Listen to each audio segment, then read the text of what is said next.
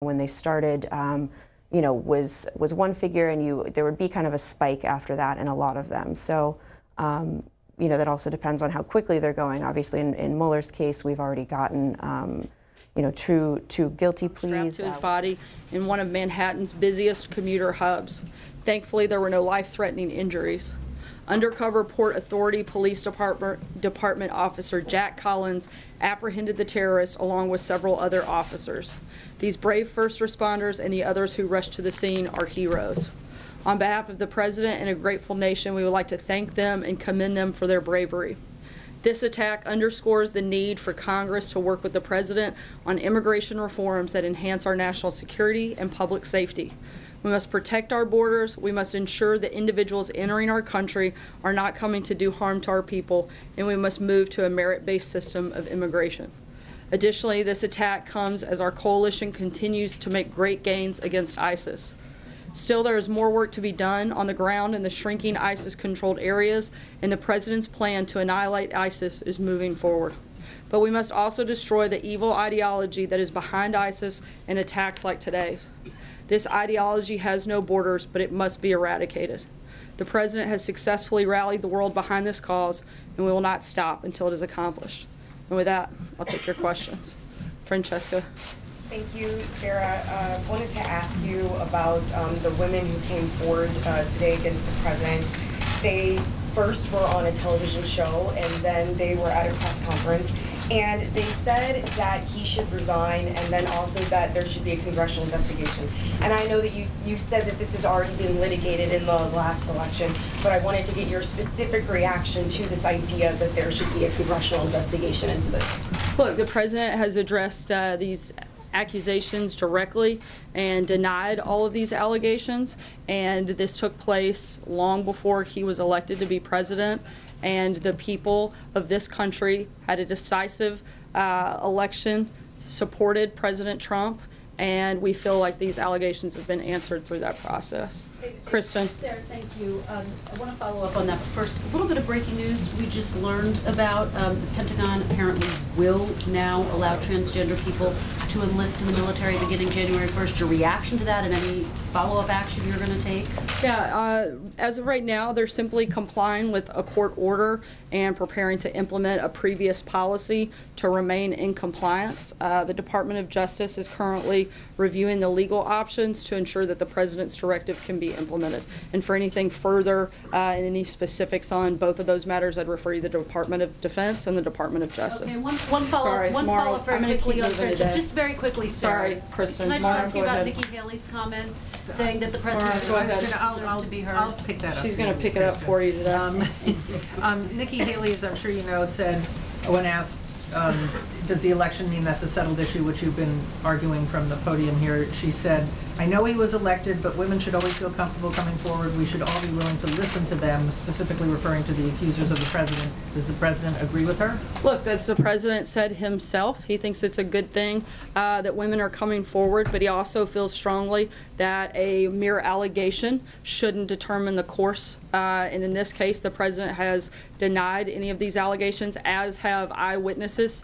And several reports have shown those eyewitnesses also back up the President's claim in this process. And again, the American people knew this and voted for the President, and we feel like we're ready to move forward in that process. The women who accused him are coming forward now again? The President has said that it's a good thing for women to be able to feel comfortable in coming forward, generally speaking. Jacqueline. I just want to go off of that, Sarah, but the President told Howard Stern in 2005 that he had walked into a teen beauty pageant dressing room where he said that teen contestants had no clothes on because he could sort of get away with things like that. Is that not an admission of sexual harassment? Look, the President's spoken about this directly. I don't have anything further to add on the process. Charlie, we're going to do one question today, guys, so move around. Two ISIS attacks in New York City, or ISIS-inspired attacks in New York City, and just recently, is the President concerned that there is a growing threat against people inspired by ISIS who have been radicalized online? I think that the president is certainly concerned that Congress, particularly Democrats, have failed to take action in some places where we feel we could have prevented this. Specifically, the president's policy has called for an end to chain migration, and if that had been in place, that would have prevented this individual from coming to the United States. So the president is aggressively going to continue to push forth responsible immigration reform, and ending chain migration would certainly be a part of that process. Matthew. Thanks, Sarah. The president reacted quite angrily over the weekend to a Washington Post reporter's tweet about crowd size that was quickly deleted. I'm wondering if you can help explain the discrepancy between the president's reaction to incidents like this, which he calls fake news and talks quite a bit about, and his silence on actual disinformation campaigns like Russia ran during the 2016 election to deliberately spread false information. So both his silence on that, and does he recognize the difference between these two? Difference, look, the president's simply calling out a very direct and false accusation lodged against him. There was nothing more than an individual trying to put their bias into their reporting, and something that frankly has gotten a little bit out of control. We've seen it time and time again over the last couple of weeks. A number of outlets have had to retract and change and rewrite and make editor's notes to a number of different stories, some of them with major impacts, including moving markets. This is a big problem, and we think it's something that should be taken seriously. Jim? Reporters' mistakes and disinformation campaign by a foreign government. Does he see a distinction there? I haven't spoken with him about that, but certainly we would take any misinformation like that very seriously. But it's not something we're comparing the two on. Jim? And I would just say, Sarah, that journalists make honest mistakes, and that doesn't make them fake news. But the question that But when journalists make honest mistakes, they should own up to them. Sometimes. And a lot of times you don't. But there's a difference. There's a very big, I'm sorry, I'm not finished. There's a very big difference between making honest mistakes and purposefully misleading the American people, something that happens regularly. You can't say, I'm not done. You cannot say, you cannot say that it's an honest mistake when you're purposely putting out information that you know to be false, or when you're taking information that hasn't been validated, that hasn't been offered any credibility, and that has been continually denied by a number of people, including people with direct knowledge of an instance. This is something that I'm speaking about the number of reports that have taken place over the last couple of weeks. I'm simply stating that there should be a certain level of responsibility in that process. This was not, Brian, I called on Jim. This is not the line of questioning that I was going down, but can you cite a specific story that you say is intentionally false, that was intentionally put out there to mislead the American people? Sure. The ABC report by Brian Ross, I think that was pretty misleading to the American people, and I think that it's very telling that that individual had to be suspended because of that reporting. I think that shows that the network took it seriously and recognized that it was a problem. Sarah, Jim? if I may, though, I was going to ask a question about something else. Well, you used it on something else. Sarah, Jim? if I may, Sarah, I Not think today. We're going to keep moving, guys. if I can ask about the other president's accusations. I'm moving to that a have been different leveled Jim. against I'm him. sorry. I know, but I didn't get a chance to ask the question that I wanted to ask, which is, Jim. can you just say once and for all whether these Jim, I'm going to say once and accusations- for all that I'm moving on to Jim Stinson, and I'm not taking another question from you at this point. I would say Sarah, a question about respond investment- to your attacks on the investment media, taxes. if that's okay. I would like to ask the question that I had about these accusations of misconduct against the president. You said that he's denied them. Can you say whether or not they are false? I'm not That's going to all I'm respond to asking. another You're question. not Go gonna- ahead, Jim. Some investors are saying the tax reform package favors mutual funds over individual investors. Other critics who want tax reform say the bill will cause some tax increases for a few middle-class tax filers. By a few, I mean maybe tens of thousands, but maybe more. Will the president sign the tax bill even if there are inadvertent tax increases and some of the criticisms are correct? As I've said many times before, our focus and our priorities are making sure that we provide middle-class tax relief and simplifying the code, bringing businesses back here to the U.S. We're going to continue pushing for that and continue working with Congress to make sure we get the best tax package possible. John? Thanks a lot, Sarah. Tomorrow there is a special Senate election in Alabama. Back on September the 23rd, the president went down to Huntsville, Alabama, campaigned alongside of Luther Strange, and since that time, he never went down. In the course of the campaign alongside the Republican nominee, Roy Moore. Was the president embarrassed in terms of campaigning alongside Roy Moore? Is that the reason why we didn't see him down there in Alabama? Look, the president has spoken directly about this race and who he supports and who he doesn't. Due to the legality of that, I'm not going to go any further and would refer you back to his past statements. April? Sarah, what is the disconnect as it relates to this White House when it comes to then candidate Trump bringing the accusers of Bill Clinton to the debate against Hillary Clinton, and now the accusers of Roy Moore making these accusations and his accusers? What's the disconnect here? Look, as the president said, he found the allegations troubling, and if they were true, then he should step aside, and ultimately the people of Alabama will make a decision in that race. Well, what about his own accusers, though? He has accusers as well. Look, the president has firsthand knowledge on what he did and didn't do. He can speak directly to those, and he has, and he's addressed them, and I don't have anything further to add. Trey? The American public about this, because this is spinning and it's focused on him now. And he's addressed it directly to the American people. It's coming up new and afresh, and more people are now speaking out. April, I'm going to keep moving. I understand, but will the president address the nation on this? So this is a huge issue, Sarah. I know, and there are a lot of big issues today. I'm trying to cover as many of them as possible by calling on a number of your colleagues, and I've called on Trey, and I'm going to move to him. Will the president come out and address this, please? Sarah, all you have to do is say yes or no. April. I've already addressed this. The president has addressed it. I don't have anything else to add. Trey. Thank you, Sarah. Today, the suspected terrorist in New York City was described as a Bangladeshi immigrant. Bangladesh is not on the president's travel ban list. Does today's attack change the way that President Trump is evaluating travel restrictions? Look, we do know, and the Department of Homeland Security has confirmed that the suspect was admitted to the United States after presenting a passport displaying an F-43 family immigrant visa in 2011. And so we know that the president's policy calls for an end to chain migration, which is what this individual came to the United States through. And if his policy had been in place, then that attacker would not have been allowed to come in the country. That's why the president has pushed for not one part of immigration policy, but a responsible and total immigration reform. And that's why we have to look at all sectors and do what we can to make sure we're doing everything within our power to protect the American people. Olivier? Thanks, Sarah.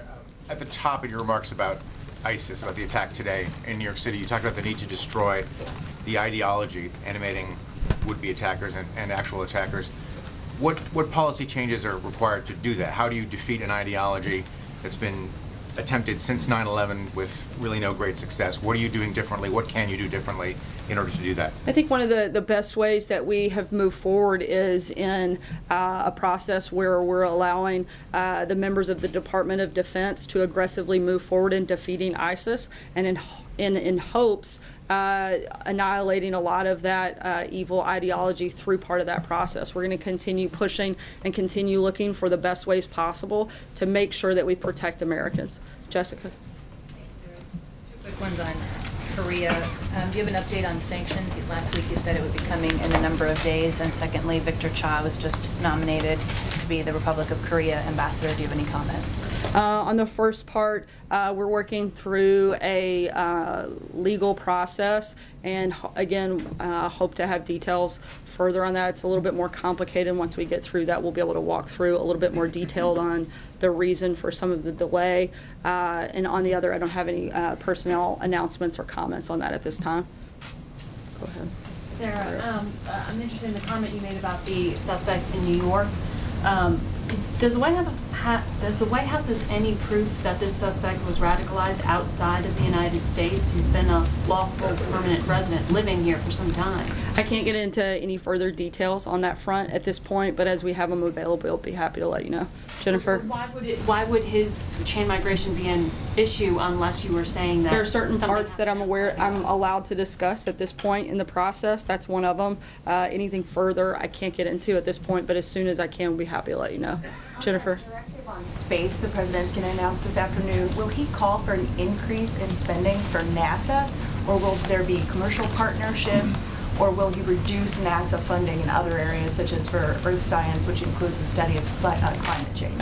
I'm not going to get ahead of the president's announcement that's coming later today, but we'll have further details once that process is completed. Cecilia? Thanks, two questions. Who are the eyewitnesses who dispute these allegations against the president? And can you stand here right now and say without a doubt, 100% certainty that the more than dozen women who have come forward to accuse this president of misconduct are lying. Do you wrestle with this personally at all? I'm here to speak on behalf of the president, and I can say that the president has directly responded and said that these allegations are false, and that's what I'm doing and relaying that information to you. In terms of the specific eyewitness accounts, there have been multiple reports, and be happy to provide them to you after the briefing is completed. Brian? So let me just follow up on that question a little bit. As a woman standing out there talking to us, I know your job is to relate what the president says. Have you ever been sexually harassed, and do you understand, and I'm not saying by the president, I'm saying ever, and secondly, do you have an empathy for those who come forward? Because it's very difficult for women to come forward. Absolutely would say that I have an empathy for any individual who has been sexually harassed, and that certainly would be the policy of the White House. I'm not here to speak about my personal experience on that front, but I'm here to relay information on behalf of the president, and that's what I'm focused on doing here today. Zeke. Thanks, Sarah. Following up on the president's announcement last week on Jerusalem as declaring as the capital of Israel, we saw days of protests, sometimes violent protests in the Middle East, changes to the vice president's schedule as he goes to the region. Does the White House acknowledge, the president acknowledge that that decision increased tensions in an already volatile region? Look, we're continuing to urge calm, and we're open and willing and want to continue meeting and discussing a peace deal. Look, violence is always going to be the responsibility of those who carry it out, not the president or anyone else. And again, we urge individuals and groups to remain calm, and we want to continue working with our partners, allies, and others in the region to continue moving forward on the peace conversations. More than violence, it's about meetings being canceled. It's about diplomatic outcry from everyone, from the governments of the United Kingdom, the Pope, and the like. So why is it beneficial to the U.S. interest, as the president declared, if all of those groups, all those countries and allies are condemning that announcement? Look, the president is taking a bold and courageous action on a law that Congress passed and had failed to implement for the last couple of decades. The president simply moving forward and taking that action on legislation that Congress has supported time and time again. Georgia. Yeah. Following up on that, President Abbas, as you know, has said he will not meet with the Vice President next week. Does the President have a reaction to that? And doesn't this mean that the U.S. has effectively taken itself out of the peace process when one side won't even show up to meet with the United States? We certainly hope not. We find it unfortunate that they're walking away from the opportunity to discuss the future of the region, but the administration remains undeterred in its efforts to help achieve peace between Israelis and Palestinians, and our peace team remains hard at work putting together a plan, and we're going to continue pushing forward. I'm going to take one last question. Philip. So the last suspects of terrorism were not trained in Syria or Iraq, and Thursday the Russians stopped their operations. They said that they'd gotten rid of ISIS in Syria. Saturday the Iraqi Prime Minister said this fight against ISIS is won. Why would the U.S. still need to fight on the ground over there? Look, as long as there's any member of ISIS left, we want to continue pushing forward and making sure not only that they're eradicated, but that they don't quickly turn around and come back. And we'll continue to push forward in making sure we do what we can to defeat ISIS on all fronts, and certainly that we do what we can to protect American lives. Thanks so much, guys. Has the President ever misrepresented the facts?